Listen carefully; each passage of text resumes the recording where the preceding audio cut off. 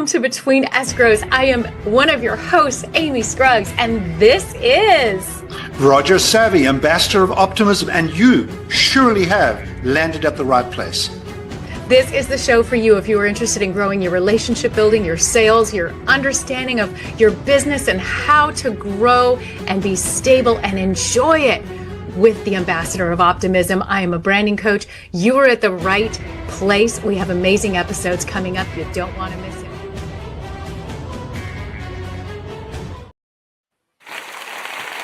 It's the wonderful Amy. Look at that. Oh, well, I apologize if anybody just saw a little glitch there. You've got to love the technology. Welcome to Between Escrows, our first live stream, not recorded, but you are here with us, which means that you can comment, you can share with us your thoughts, you can reach out and say, hey, what do you think about this? If you like what we're sharing with you, if you like what you're learning, let us know, drop us a comment. And if you're watching this later, thank you so much for listening on your favorite streaming or for watching on YouTube. My amazing co-host, Roger Savvy. Yeah, I'm with the wonderful Amy. And by the way, we're going to be talking about technology and AI and relationships. But look how you have mastered technology. You make it look so easy. You are just a wizard. I love it. It's the elves. There's elves back here. But you make it look so easy because you focused on I noticed the people that you interview, you make them feel like $1 million, right? And that's part of that relationship bonding, and you do it so well. You didn't just send me a bunch of AI questions, right? You just flow, and you are so good at it. Oh, thank you. Interestingly enough, when we talk about the machines and AI, before we jump into it, this crosses my mind. It crossed my mind last night. I would far rather AI land an airplane for me in the middle of the night in a storm in the island. It does it so well, right? Mm-hmm. I know that AI keeps premature babies alive better than humans. It can do math better than humans. It can pick up places in a crowd much better, but it's one thing it cannot do is build trust and build relationships on a continuous basis. And I think that is so vital for our discussion today. What do you think? I completely agree. There is, like what we're doing right now. If I brought in my favorite robot, it just wouldn't be the same as the energy and love and light that Roger brings into this. There are those times when that human importance is there. We need each other. Yes. Yeah. And I'm glad we're going to talk about it too, because Roger, I mean, as you brought up the tech part of this, yes, I am a nerd. I admit it. Any of you watching right now, I am such a nerd. I am constantly researching the newest tech and this and that and this and that. However, I know that the strongest asset in my life are relationships. Absolutely right. But it tells me that you've been circumspect and you've been reflective, because there's that little arithmetic equation that you and I know. High tech plus high touch, right, equals high trust. And what that means day to day for all of us, anyone watching, an entrepreneur, a master, a loan originator, realtor, title, escrow, pharmaceuticals, doesn't matter what it is. It means high tech means less screen time because of the high tech, and which allows you more face time, which allows you to build higher trust. So less screen time, more face time equals higher trust. So it's taking all these tech and this AI around us and making sure it works for us while we build those relationships. So it frees up our free time. Right. And I've put a lot of thought and time into this as well, because I run social media platforms. I mean, I'm going to be honest here for all of you. I run probably 12 different platforms behind the scenes for nonprofits, for myself, for business. It's a lot, right? So if someone could just literally live on screen time and do nothing but that, it's me.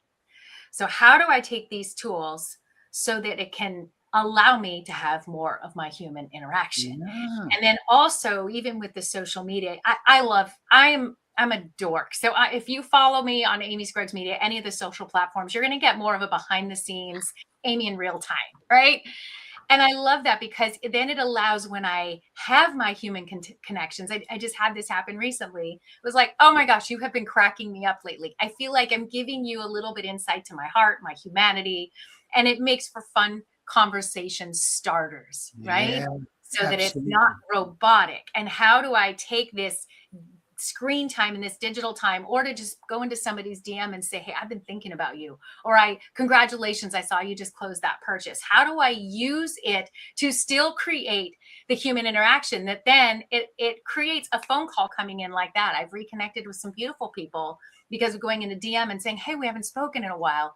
And then now you have that connection. Now you're making that lunch date, and now the next thing. So I think there's this medium, and we're still all figuring it out. So I'm totally pro tech and social media and AI, and I'm a nerd. But I also know that it has been my relationships that make that difference. And how do I put these together? So Roger, I would love to ask you, like, on your side of the spectrum and how you work with professionals. How Yeah. much are you integrating all human time, or is there any tech time, or are you on the polar opposite side? Yeah. Well, very good question for me, Amy. I've realized that so many times us as salespeople or influencers, because that's rather than waiting to pounce and sell, influencing other people's thoughts are so important. And so hence that one-on-one time, that meeting time is very important. And many of our salespeople colleagues use social media or AI or those other distractions as an excuse not to talk to people. They Yes. truly believe they could hide behind it and make a fortune. And the checks would just come flying through the mail, and all they have to do for a $30 subscription per month, you don't have to do anything. Everything just happens for you. We love shortcuts, right? The infomercial channels is one of the biggest, most watched, because people just want to find out that for $20 a month, they could be the best lover in the world or the best this in the world. We love shortcuts. Yes. No, relationships take a little bit of time, and with some smarts put behind it and leveraging the technology, you can compress the time that nervous tension drops and trust grows. And where those two intersect, magic happens. Absolute magic happens. So I have realized that I'm not anywhere near your skills, but I know where to go and find those skills. I know to come and talk to you. I have learned the basics to showcase myself in the best way, or free up some time so I can go and have a one-on-one or go and do a meeting. And then I would ask someone like you, please, won't you capture a couple of video shots and put it on a platform for me so that I can extend that message? But it all starts with the relationship, that everything is done with your customer in mind. It's about them, right? And then that human touch. Isn't it so interesting, Amy? And then I'll get off my soapbox. Transactions This is our Transactions soapbox. are dying, relationships are scaling. Isn't it interesting how that has changed? And it's fascinating that we live in a world where there is more technology and platforms than in living memory, but there is more loneliness than ever before. People want to be validated, people want to be heard. Yes. And it's a great excuse for us to go and have conversations, right? Yes. Yes. And we have every tool. You and I, coming in from the 80s and 90s, 70s, 80s and 90s, we didn't have any tools, right? It was only relationship. And now we're way over here on this side of the spectrum, where pretty much any tool we could even think about is here now. And it's hard to even fathom anything new coming in, although we know that's inevitable, right? So where do we lock this in? And I've had this conversation many times, especially when I'm working with nonprofits, right? So if we look at nonprofits, no different than sales professionals, if you're in real estate and mortgage, because you're all trying to reach your audience. You're all trying to help someone, right? Nonprofits are trying to help someone. If you're selling the homes or helping first-time buyers or home buyers, you're helping them. Loan originators, you're helping them. So what I always reference on this is what you're putting out and how you're using digital tools.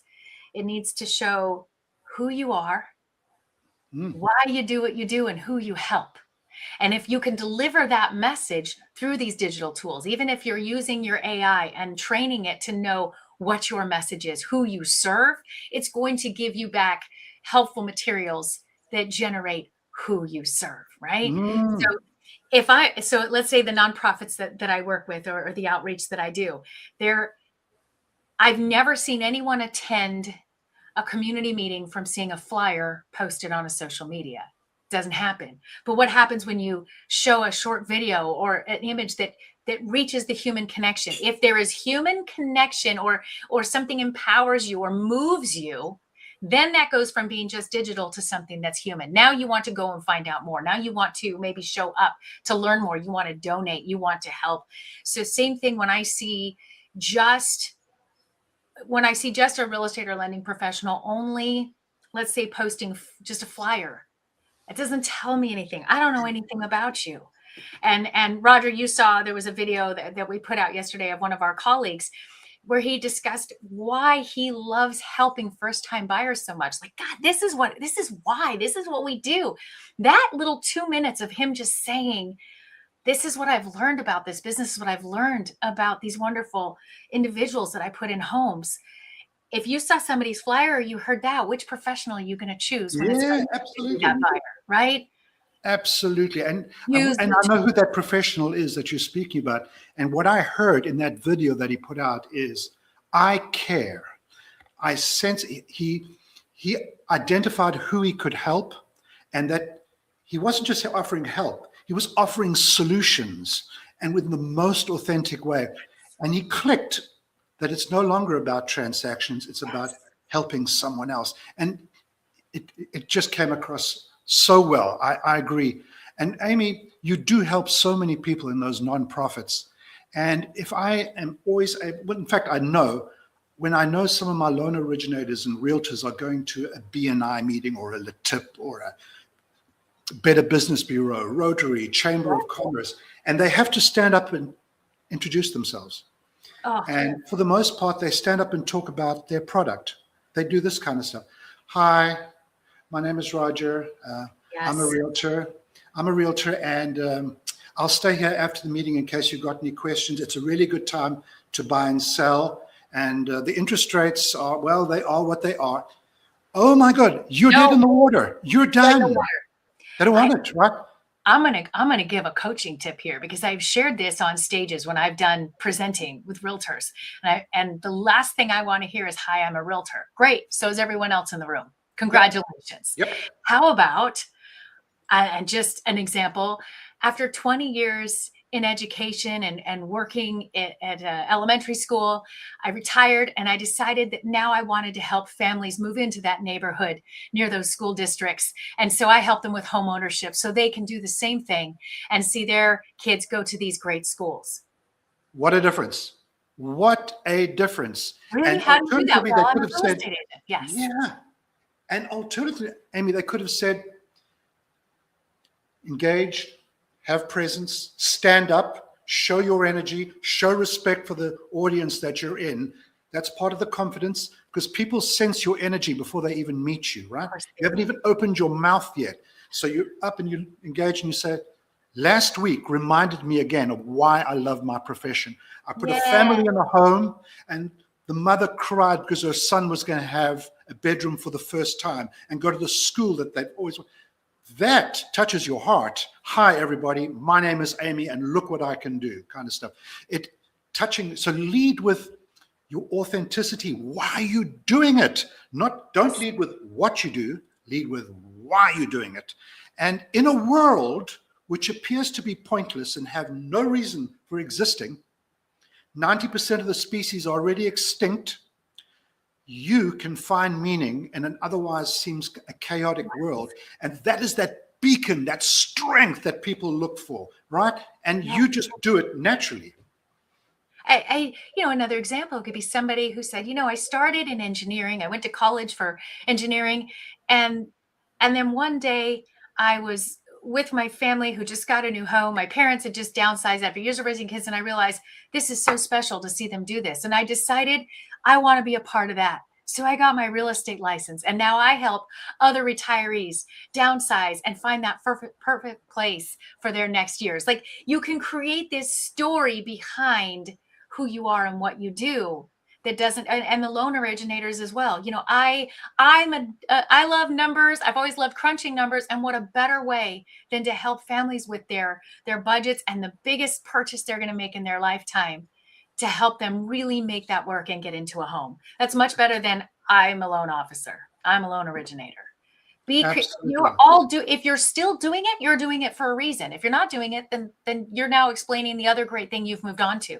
But if you're doing it, what is that heart? And this is where we talk about bringing in that human interaction, because what you've now done is you have now made a connectable point that when someone hears that, they either think, I relate to that myself, or, oh, that's my parents going through that, or, oh, you know what, my next door neighbors were just struggling with the search of this or that. You automatically, when you hear a story, you think about someone that is similar. Might be you or yourself, but we all hear a story and go, oh, I remember when my cousin went through that, right? We attach a human connection to a story. And when you introduce yourself in story format, you have now made a human engagement.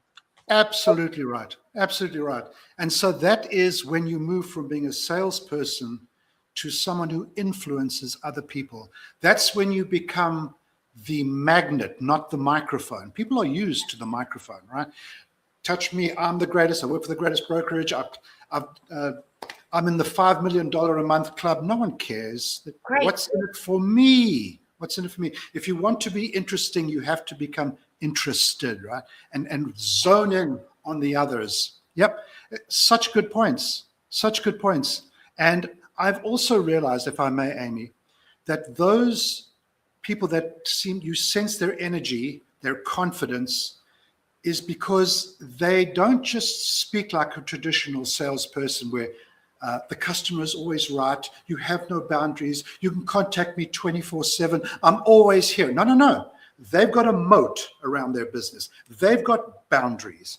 And they create what I call a constructive tension, not a destructive tension, a constructive tension where people sense there is boundaries to this person, but there's enough mystery here that I want to see what that business looks like, right? Yes. You create that wall, not tall enough to keep them out, just high enough for them to look in, right? And because there's that world, that storytelling, the human, yet I'm not available 24/7. Get in line because I can help, but I can only do one at a time, because if you get in front of me, I will prioritize you. Right? Yes. And then it all starts. So I'm loving the way I'm watching sales change over time. Yes. Well, and here's the thing. If I respect myself and I show that I respect myself and my boundaries and my time, it's human nature. You are more likely to respect me and my boundaries and my time. It's actually attractive versus repelling of anytime. No, these are my hours. This is when I'm best of service. This is when I'm giving my time to somebody else, which you will want when it's your turn. It shows a respect for myself and also a respect for those that I want to work with, because then they will have their time and they'll have all of me when it's that time. Yeah. I've met professionals that I was surprised to see, what I like to say, just maybe chaos. Oh, I'm sorry, I got pulled over here and then I thought it was that, and then so-and-so called and then I didn't realize it. Oh my God, were we supposed to meet? Yeah, a half hour ago. Yeah. Yes. So yes. your lack of planning and managing and go back and watch the other episodes. We had the last two that were about managing your time. Managing your time. But it's right. also, right. that doesn't show respect for me in that human contact. You are so correct. Yeah, I think it was you, one of us mentioned that your schedule is a reflection of your life, the control you have over your time. And I know that I have been on a call with you and I get someone persistent trying to get my attention. And I found myself, and you've got to use what's called sticky eyes.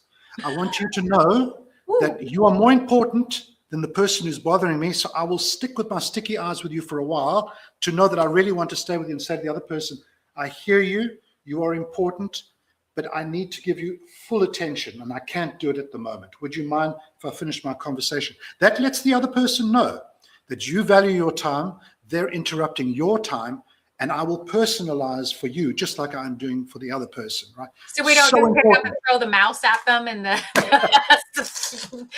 throw lip gloss across the room. We don't do that.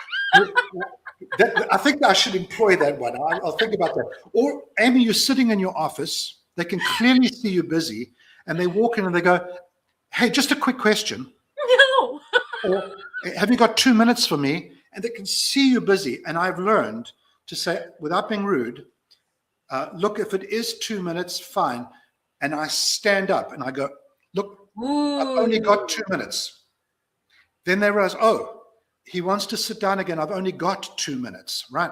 Then they'll either split it in 2 minutes or say, no, I can clearly see you're busy. I'll leave. So when someone bothers you like it, stand up and say, okay, I've only got 2 minutes, all right?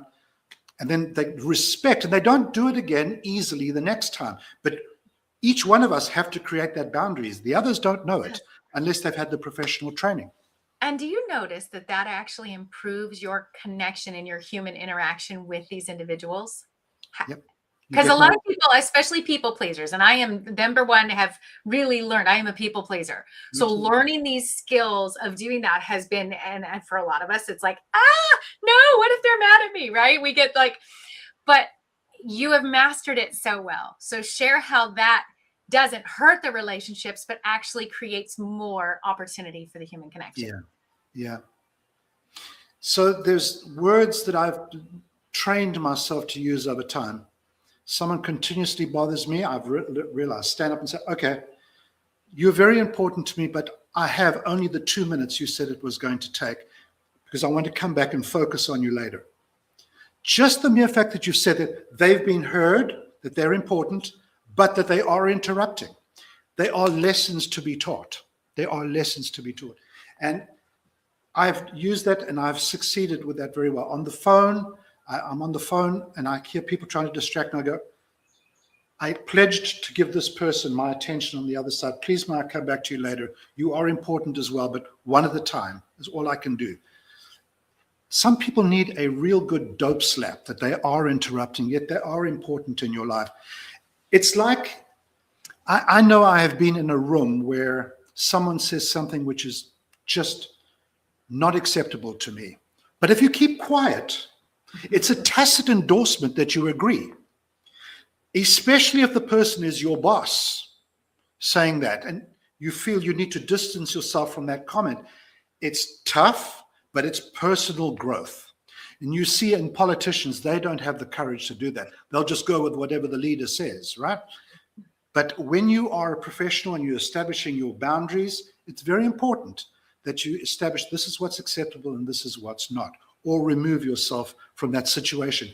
And we attract who we are. If we have no boundaries, we'll attract other people who have no boundaries.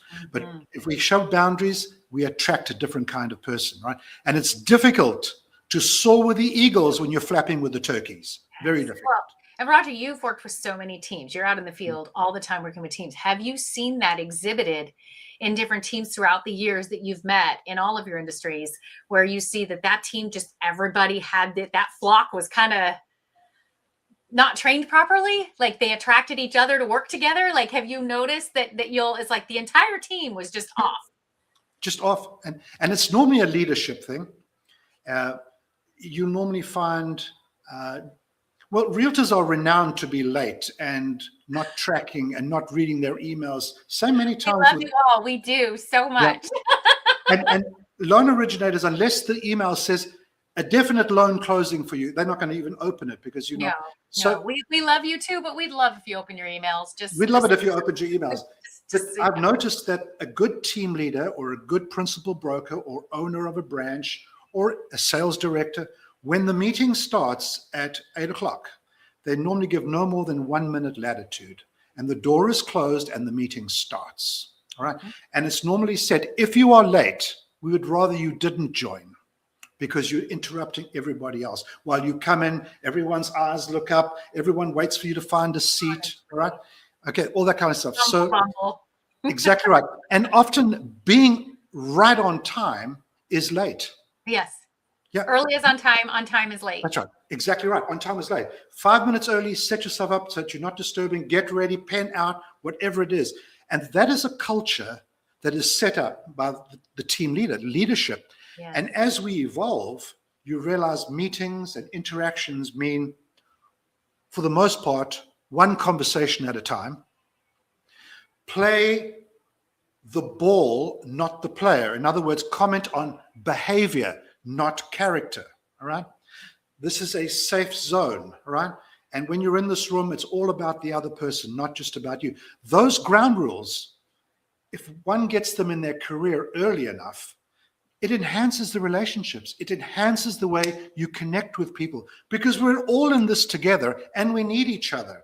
There should be no prima donnas, right? Yes. And we have to be so careful to not allow our technology to lose our self-awareness on how we interact with each other and what those social graces are and common courtesies. And I think that there has been some influence of the digital world that's doing things for us that we're not engaging with those same awarenesses and common courtesies. And I think bringing that back also elevates that human connection, because we all know, especially, let's say, as a woman, I'm walking into a restaurant or establishment, and whatever gentleman is coming in or out just holds the door for me. I'm always very thankful for that.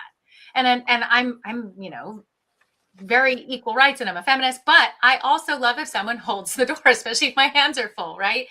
But we notice that today, if we're buried in the technology, how many times doors have slammed in my face because they're not paying attention. I hold the door for someone. I see an older woman walking up on her cane trying to go into Target. I make sure and get her the cart and hold the door. I'm being aware of the humans around me, not my technology. When I'm out in places with humans, when I'm alone and in the chair and working the social media platforms that I'm contracted to do, that I'm thankful and proud to do, I can focus. But when I'm around humans, I want to show that I am engaged as a human. And I think if there's a leveling up on that, especially for sales professionals, you be aware of your surroundings. You never know who you might help load that thing into their car, because maybe the guy's on crutches and he's at Costco and he's trying to get his stuff in. Just go walk over and help him. You see the older woman or a mother with children, go put their cart back for them. And just, hi, I love helping people. I'm a, local real estate professional in the area, and I seen you here before, and, just wanted to help you out. Guess what? And then she goes home and there's a flyer on her door for somebody else. Who's she going to remember, right? That human connection. It's so important. So important. And by the way, I get a really nice feeling when I help somebody else. I now remember what my grandparents used to say to me. I'm so happy I could give this to you. I never understood that until I got older. And the concept of giving, helping, watching someone else flourish, watching someone else be happy makes you grow as an individual as well. And so being aware, and I don't think COVID helped, right? And that we stayed home, we got used to be behind Zoom. And now trying to encourage people to come back to the office, because such great things happen when you come back to the office. You suddenly realize that, conversations break out. What a thing. And suddenly they're experiencing the same as you, with a human feeling. And you go, well, can we work on this together? Should we collaborate? And before you know what, energy is multiplied. But trying to motivate a sales force on high tech, on Zoom, when you've got a series of black boxes looking at you, because the cameras are off, extraordinarily difficult. I have to do a lot of coaching online. It is difficult, and I have to raise my energy up like extra. Even us here today, I hope that you can all feel our energy and feel Roger's and mine enthusiasm, and you have to really bring that in. And that's a whole separate training we can talk about. But Roger, I also wanted to give an idea that I've given to professionals before. If you're looking for that human interaction, but you also know the work you have to do. So let's say loan professionals, real estate agents, you got to do your paperwork. Go to your favorite coffee shop or diner in your community and sit there and do it. Order a cup of coffee, thank the waitress, give a nice tip, and say hi to people as they come through. You might start to notice there's regulars that you see every week, and you recognize the same people, right? And all of a sudden now, oh yeah, that guy's always at the diner when we go in for our Tuesday lunch with our girls group, or our book club meets there. Oh, we always see them sitting there. That makes you so much more recognizable and personable. by Yeah. being seen, being in Especially, you're your right. You community. type in your emails and that, and on the back of your computer screen is written maybe your why. I'm a difference maker. I love people. Maybe it's on the back of the screen. Because that's part of the energy that people get to meet before they actually speak to you. Isn't that just so clever? Just go and sit with people, and you're right. With They people. are the regulars, and suddenly the eye contact starts, and that's where it all And then, begins. Because eye contact signals intention, right? yeah. Intention to have a conversation. Yes. And then maybe take a quick video or a photo with the waitress that serves you and say, thank you so much. You're always so kind. And then tag them on your social media and say, this location, I sit here and do my work as I go through properties or, catch up or make sure that those numbers are just right for this loan. And this team is always so great to me. Thank you very much. Now you've tagged the place, you've tagged the person, you've met people, and you've gotten your work done versus sitting isolated alone in a corner somewhere. Absolutely right. Absolutely right. And in a world in 2026 where trust is scarce. Yes. Trust is scarce. Attention is fragmented with an average attention span of 2.5 seconds and dropping, right? Do you remember the old days, Amy, if you and I wanted to go and study up on something, we go to the library, we crack the books, we set aside time to research things, right? To research, and we'd focus on it and we'd develop our opinion on something. And then we'd go and share ideas about it. Today, the information comes at you, whether you want it or not. There's no intentionality of going to go and study from varied sources. In fact, the information comes at you, whether you want it or not, from your preferred sources. And so you get to believe only yours, and they get to believe only theirs. And suddenly we're pointing at each other. Fake news, no one trusts each other. Fragmented, no trust. Loyalty is fragile. And we're all taking it. People want it more than seeking right it. now. Yep. And differentiation of ourselves is difficult. It's so difficult. Set yourself apart. Roger, we've got another 5-10 minutes here, but I wanted to point out, because it's so important, that you've shown that 90% of business right now is not coming from a flyer. It's right? not. It's not. It's not, Amy. You know, one of the finest things you can do for your clients, past or future. In fact, thank you. Let me finish with what you gave me there, which was gold. 90% of the real estate agents, and I think something like 75 for loan officers, of their business in 2025 came from past clients and referrals. Almost 90% for realtors. So knowing that with all this AI and this distraction and this deluge of AI slop, content everywhere, people in real times of turbulence and volatility would rather go with people that they know, trust, and like. Right. And that's why that business came from the past. And so this is not a message to distance yourself from AI, but more a reminder from Amy and I to, now that AI is here, focus on your clients with the same amount of passion. Don't be distracted by that, right? Rather use AI and social media and the internet to make you more efficient so you can go and spend more time with your efficiency. And so it's absolute gold that we spend more time. So our past clients are not only the past, they are the present and they are the future. Know that. You can, going back and loving on people who loved you in the past, what a difference. They will do it because they know a whole bunch of people that need to know you. Yeah. I love that. I mean, I already know that 20 years from now, if I have a question on something or I need something, I can call Roger and say, Roger, you know, that one thing, or you had that one person that I needed to something. And he's going to pick up, and the same vice versa, because we've taken time to establish rapport. I know who he is. I know why he does what he does, and I know who he serves. And I know that he knows that about me. And so your job out there is to make sure that those who you are connected to, that they know who you are, why you do it, and who you serve, and watch the magic that happens. Yep. Couldn't say it better. I could not say it better, because they will forget your rate. They will forget your presentation. They will forget your pitch, but they'll never forget how you made them feel, especially if you stay in contact with them, especially. If we just think about our lives as realtors, loan officers, professionals, did a deal ever just land in your lap and you did nothing? Very rare. It's normally because somewhere in the past, you spoke to that person, who spoke to that person, who remembered, called back, and somehow they called you. Energy you put out from the past comes back and it rewards you. There is no wasted energy. Don't have that feeling. Go out and focus on those conversations. It's everything for us. Everything. Yeah.